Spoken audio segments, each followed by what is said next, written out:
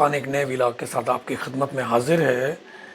اور آپ کو پتہ ہے پاکستان میں الیکشن ہوئے ایک عرصہ گزر چکا ہے، 8 فروری کو 1.5 مہینہ ہونے والا ہے تقریباً۔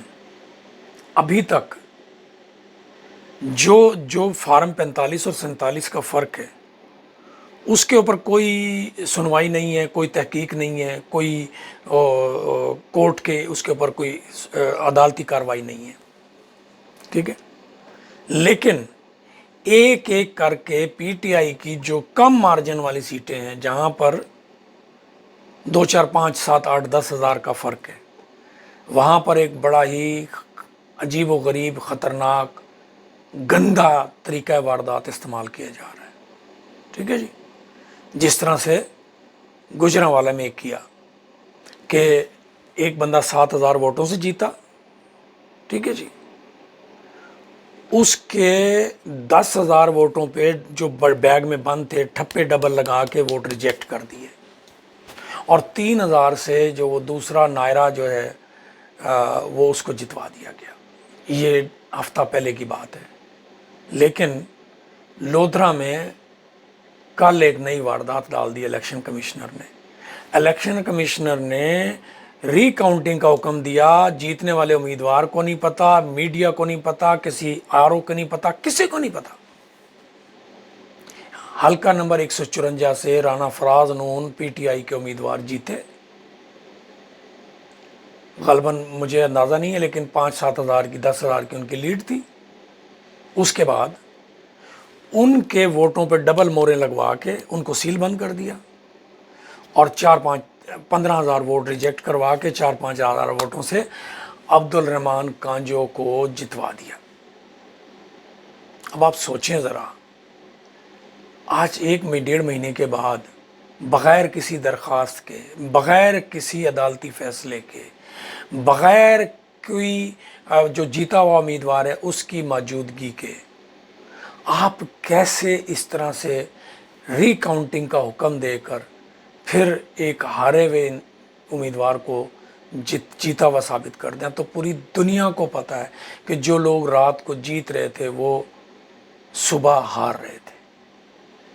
اور میں سمجھتا ہوں الیکشن کمیشن نام کا جو ادارہ ہے، یہ ادارہ ہی اب شاید لوگ مطالبہ کریں کہ اس کی ضرورت ہی نہیں ہے، کیونکہ 60 ارب روپیہ الیکشن پر خرچ کرنا قوم کا کیا فائدہ ہے؟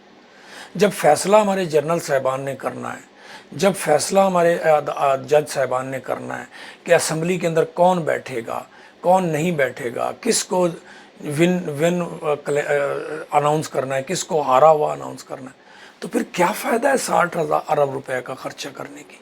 نہ کریں، فیصلہ کر لیں خود ہی کہ جی ہاں بس ٹھیک ہے، یہ جیت گیا، یہ ہار گیا، اس کو یہ 5 سال یہ اسمبلی میں بیٹھے گا، 5 سال اگلے میں 5 سال ہم آلریڈی ہم نے سلیکٹ کر لیے ہیں، وہ بیٹھیں گے، تو کیا ضرورت ہے الیکشن کی؟ لیکن اس سے آپ کو ڈکلیئر کرنا پڑے گا پاکستان میں جمہوریت نہیں ہے، پارلیمانی طرز حکومت نہیں ہے، آمرانہ حکومت ہے، مارشلانہ حکومت ہے۔ تو یہ پھر آپ کو اعتراف کرنا پڑے گا، یہ تو بہت ضروری ہے۔ اگر یہ آپ اعتراف نہیں کریں گے تو بات تو پھر لاجیکلی تو درست ثابت نہیں ہوگی۔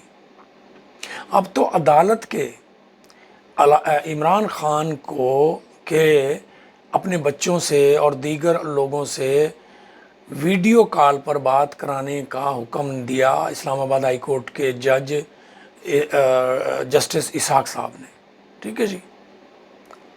سپریڈنڈنٹ نے ماننے سے انکار کر دیا۔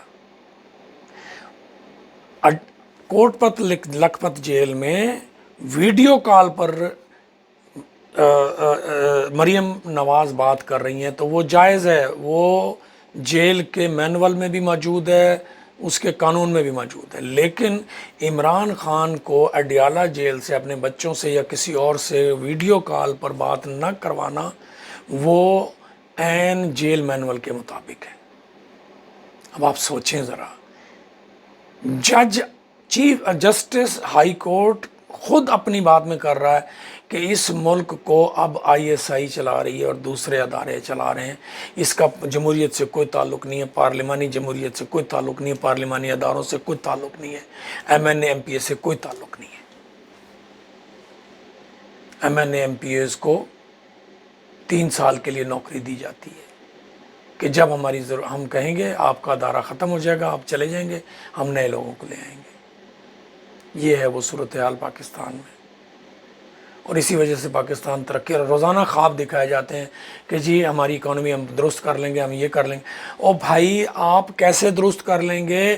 1 روپیہ آمدن آپ کی اگر ہے، یا فرض کیا 2000 ارب یا 10,000 ارب آپ نکالتے ہیں، تو 75% اس ریونیو میں سے آپ کا قرضے کا سود چلا جاتا ہے. 25% میں سے 15 سے 18%، جو 25% بچا ہوا ہے اس میں سے 18% فوج کا خرچہ، باقی جو 7-8% ہے اس سے پورا سسٹم چلتا ہے. کیسے اکانومی ٹھیک کر لیں گے آپ؟ اور الٹیمیٹلی بالآخر کیا ہوگا کہ ایک حد آئے گا، 100% بجٹ جائے گا آپ کا، 100% آپ کی آمدن جو ہے وہ چلی جائے گی سود میں. تو پھر جو ہے امریکہ اور دیگر ممالک کہیں گے کہ بھائی جان ایٹمی پلانٹ اور دیگر سامان سارا ہمارے جہازوں میں لوڈ کر دیں تو ہم آپ کو قرضہ معاف کر دیتے ہیں. تو پھر آپ لوگوں کو کہیں گے جی مجبوری ہے، ہم جی نہیں سکتے، ہمارے پاس پیسے نہیں ہیں، ہمارے پاس روٹی نہیں ہے، ہمیں پیٹرول نہیں ہے، ہمیں سبزیاں نہیں ہیں، چینی نہیں ہے، آٹا نہیں ہے جو باہر سے آتا ہے اب. ٹھیک ہے جی، پھر آپ نے کہنا ٹھیک ہے جی آپ لے جائیں، عوام کو بھی ہم نے قائل کر لیا، آپ لے جائیں، ہمیں ضرورت نہیں ہے. تو مجھے تو یہی لگ رہا ہے کہ آخری انجام یہی ہوگا کہ پاکستان کا تمام انکم ریونیو وزارت خزانہ میں ملنے والے پیسے سود میں جائیں گے، اور پھر بالآخر ہمیں اپنے ایٹمی اثاثے دینے پڑیں گے، اور پھر جا کے ہماری جان چھوٹے گی اور اکانومی بہتر ہوگی. ویڈیو شیئر کریں گے، چینل سبسکرائب کریں گے.